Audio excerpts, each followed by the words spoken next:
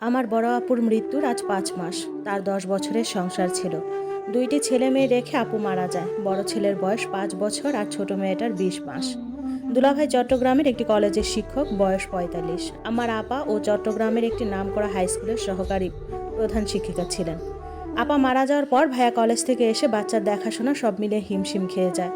আমার মা অসুস্থ মানুষ, এতটা টেক কেয়ার করতে পারে না। আমি যতটুকু পারি তাদের রাখি। তাদের দেখাশোনার জন্য ২টা মহিলাও রেখেছে। কিন্তু টাকা থাকলেও সুখ নেই তাদের এ মুহূর্তে। এবং বাচ্চা দেখাশোনার মতো তেমন কেউ নেই। একটা পর্যায়ে আমার দুলাভাই সিদ্ধান্ত নিল বড় ছেলেকে স্কুল হস্টেলে দিয়ে ফেলবে। কিন্তু আমার বৃদ্ধ মা সিদ্ধান্ত নিল আমার সাথে দুলাভাইয়ের বিয়ে দিবে। আমার ভাই নিষেধ করলো, কিন্তু আমার মা এ ব্যাপারে ভাইকে কিছু বলতে নিষেধ করে। আমার বড় ভাই ব্যবসায়ী, তারও ৩ সন্তান। ভাবি প্রথমে না করলেও বাচ্চাদের কথা আর সংসারটা আমার আপার সবকিছু চিন্তা করে ভাবিও মত দেয়। আমি আমার মা বাবার ভুলের সন্তান। আমি বাবা মার বৃদ্ধ বয়সে ভুলে হয়ে যাই। তাই বাবা মা আর আমাকে নষ্ট করেনি গর্ভে, দুনিয়ার আলো দেখিয়েছেন। আমার বড় ভাইয়ের বিয়ের ৯ মাস পর আমি দুনিয়াতে আসি। আমি দুনিয়াতে আসার পর আমার মা আরও অসুস্থ হয়ে যায়। আমার যখন ৬ বছর বয়স তখন বাবা মারা যায়। এরপর থেকে মায়ের সঙ্গে আমি। আমার মায়ের শারীরিক অসুস্থতার কারণে মাকে একটু বেশি বৃদ্ধ দেখা যায়। আমার আপু আমাকে খুব আদর করত। আমার পড়ালেখার খরচ আপু দিত। যদিও আমাদের অনেক আছে, দেওয়ার প্রয়োজন ছিল না, তবুও আপু খুশি মনে দিত। মা নিতে না চাইলে আপু রাগারাগি করতো। আমি আপুর খুব আদরের বোন ছিলাম। আপু থাকাকালীন আপুর স্কুল থেকে এসএসসি পাশ করি। এরপর দুলাভাইয়ের কলেজেই আমি আপু ভর্তি করিয়ে দেয়। এখন ইন্টারে পড়ি। কিন্তু দুলাভাইয়ের সাথে আমার বিয়ের কথায় আমি যেন ভড়কে গেলাম। কি বলে এসব? দুলাভাই আমার চেয়ে বয়সে কত বড়। আমি কান্না টান্না করে শেষ। কিন্তু আম্মা আমাকে বলে এগুলো আমাদের চট্টগ্রামে অহরহ হয়। ৬০ বছরের বুড়া ও ১৫ বছরের মেয়েকে বিয়ে করে আমাদের চট্টগ্রামে। দেখ, আমার নাতি নাতনিগুলো মা পাবে। আমার আর এখন সেই বয়স নাই যে নাতি নাতনিদের পালন করব। আর টাকা দিয়ে কাজের মানুষের কাছে রাখলে ওরা কি আদৌ মানুষ হবে, আদর পাবে? আমার কিছু বলার নাই। আমি দিক হারিয়ে ফেলেছি আমার নাতি নাতনির জন্য। আমি এখন মরলেও আমার কলিজাতে পচন ধরবে না এই বাচ্চাগুলোর জন্য। আমার মা এদের চিন্তায় আরও অসুস্থ হয়ে যায়। আপা মারা যাওয়ার পর থেকে আমার মায়ের অবস্থা অনেক খারাপ। দুলাভাইকে বিষয়টা মা বললে দুলাভাই বলে ও আমার ছোট বোন, আমি সবসময় এই চোখেই দেখেছি। আর মা, আমার বয়স তো আপনি জানেনই। আমি বুঝতেছি না মা, আমি কি করব, তবে আমার দ্বারা এটা সম্ভব না। আমার মা বলে, বাবারে, তোমার জন্য মেয়ের অভাব নাই, কিন্তু আমার নাতি নাতনিদের মায়ের অভাব হবে। তুমি বাবা না করো না, আমার ছোট মেয়েটাকে বিয়ে করে নাও। আমার মা ওনার পায়ে ধরার অবস্থা। তবে সত্যি বলতে ভাইয়া ভীষণ ভালো মানুষ। আপুর এই ১০ বছরের সংসারে ওনার প্রতি কোনো অভিযোগ নাই। তবে আপুর শাশুড়িটা একটু জঘন্য ছিল, কিন্তু তিনিও মারা গেছে আজ ৩ বছর হচ্ছে। আমি কান্নাকাটি করে অস্থির, কিন্তু মায়ের অসুস্থতায় আর না বলতে পারি নাই। আপুর গয়নাগাটি আর আমার জন্য বিয়ের একটি শাড়ি কিনে আমার মা। দুলাভাই কিনে না, আমার মা ভাবিকে বলে ভাবি গিয়ে কিনে নিয়ে আসে। তারপর বাসায় কাজে এনে কোনো রকমে বিয়েটা হয়। বিয়ের আগে আমার ভাই আমার জন্ম নিবন্ধনটার বয়স বাড়িয়ে আনে ঘুষ দিয়ে। আমি সদ্য ১৭ বছরের একটি মেয়ে ৪৫ বছরের একজনের সাথে বিয়ে হলো। কবুল পড়ার পর আমি আমার রুমে ঢুকে অনেক বেশি কান্না করি। রাগে দুঃখে সব খুলে ফেলি। সেদিন কারোর সাথে কথা বলিনি, রাতে খাইও নি। পরের দিন সকালে ভাবি ডেকে আমাকে খাওয়ায়। আমার আপুর মেয়ে জান্নাত মল ত্যাগ করেছে।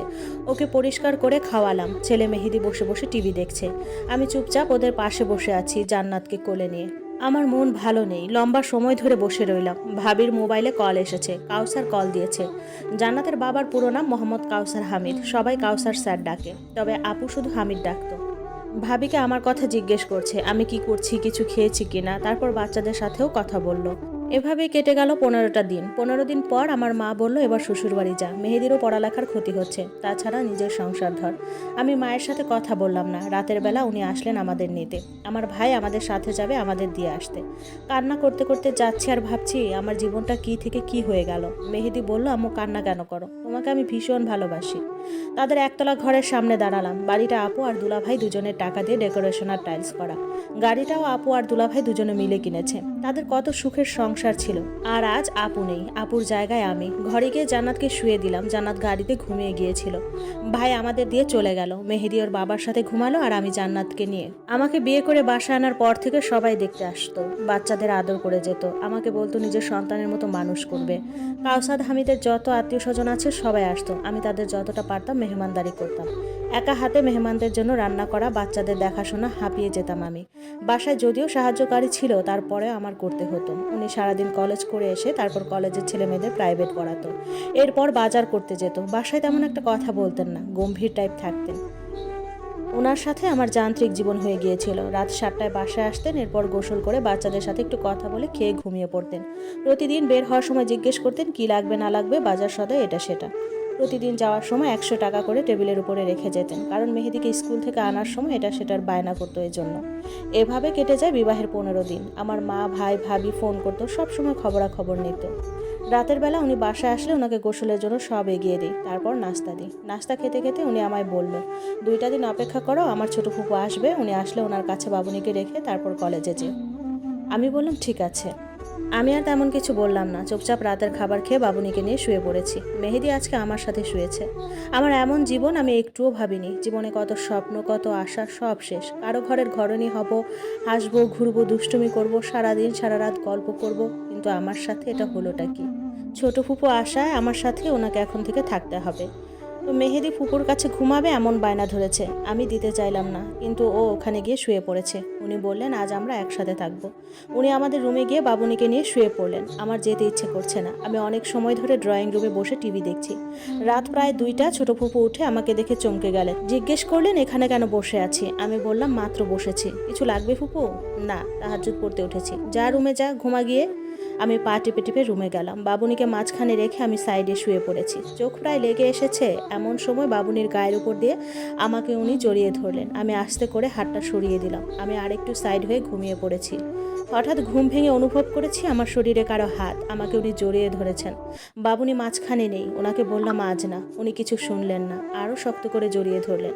সে রাতে ওনার সাথে আমার কাছাকাছি আসা হলো। শুধু এতটুকু মনে হয়েছে, সম্পর্ক তো পশু পাখিরাও করে, এখানে কোনো ভালোবাসা খুঁজে পেলাম না আমি। সে রাতে ঘুম হয়নি আমার, শুধু আফসোস হয়েছে আমার জীবনের প্রতি।